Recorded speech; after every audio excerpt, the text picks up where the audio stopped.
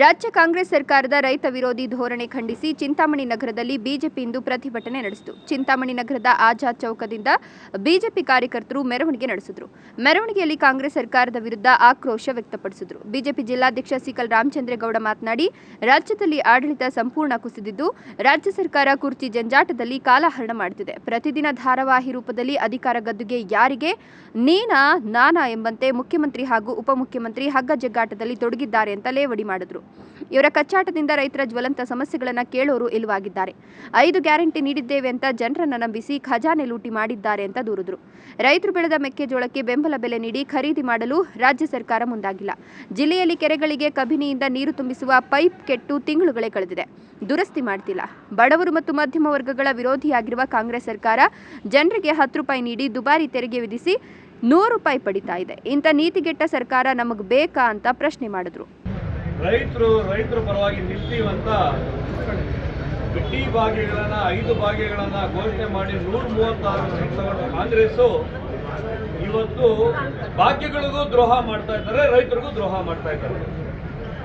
ಇವತ್ತು ಏನು ಭಾಗ್ಯಗಳಲ್ಲಿ ಕೂಡ ಹೇಳಿರ್ತಕ್ಕಂಥ ಮಾತು ಒಂದು ಎಕ್ಸಾಂಪಲ್ ಹೇಳ್ಬೇಕಂತ ಹೇಳಿದ್ರೆ, ಹೆಣ್ಮಕ್ಳಿಗೆಲ್ಲ ಬಸ್ ಫ್ರೀ ಅಂದ್ರು.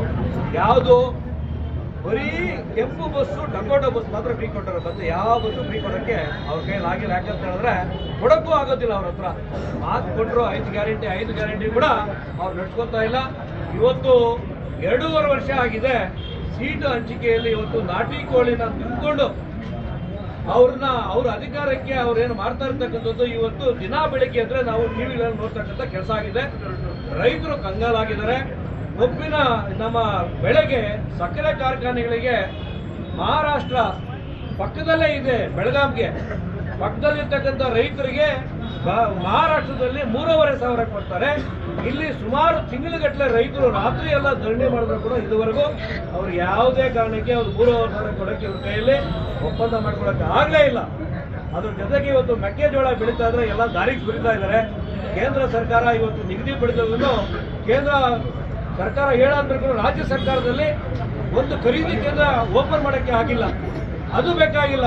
ನಮ್ಮ ಕೋಲಾರ ಚಿಕ್ಕಬಳ್ಳಾಪುರ ಜಿಲ್ಲೆಯಲ್ಲಿ ಮಾವು ಬೆಳೀತಕ್ಕಂಥ ಜನರಿಗೆ ಈ ಬಾರಿ ಮಾವನ್ನ ಎತ್ಕೊಂಡು ಹೋಗ್ಬಿಟ್ಟು ಮಾವಿಗೆ ಕಿತ್ತೇ ಇಲ್ಲ. ಬೆಂಬಲ ಬೆಲೆ ಘೋಷಣೆ ಮಾಡಿದ್ದು, ಇದುವರೆಗೂ ರೈತರಿಗೆ ಬೆಂಬಲ ಬೆಲೆ ಕೊಟ್ಟಿಲ್ಲ. ರೈತರ ಪರವಾಗಿ ಸರ್ಕಾರ ಇಲ್ಲ. ರೈತರನ್ನ ಹಾಳು ಮಾಡ್ತಾ ಇದ್ದಾರೆ.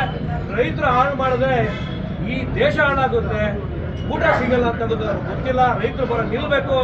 ಅವ್ರ ಸರ್ಕಾರ 2.5 ವರ್ಷ ಬಿಟ್ಟಿರ್ತಕ್ಕಂಥ ಇನ್ನೂ 2.5 ವರ್ಷ ಇದೆ. ಇನ್ನೇನಾದ್ರೂ ಕಣ್ಣು ತೆಗೆದು ಅವರಿಗೆ ನಮ್ಮ ರೈತರು ಬರೋ ಕೆಲಸ ಮಾಡಲಿ ಅಂತ ಇವತ್ತು ಧರಣಿ ಮಾಡ್ತಾ ಇದ್ದೀವಿ.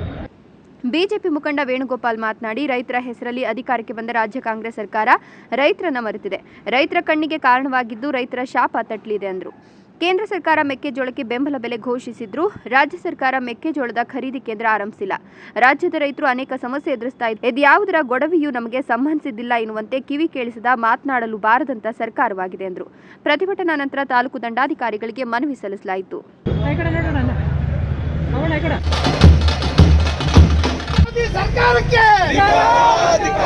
ಕಾಂಗ್ರೆಸ್ ಸರ್ಕಾರಕ್ಕೆ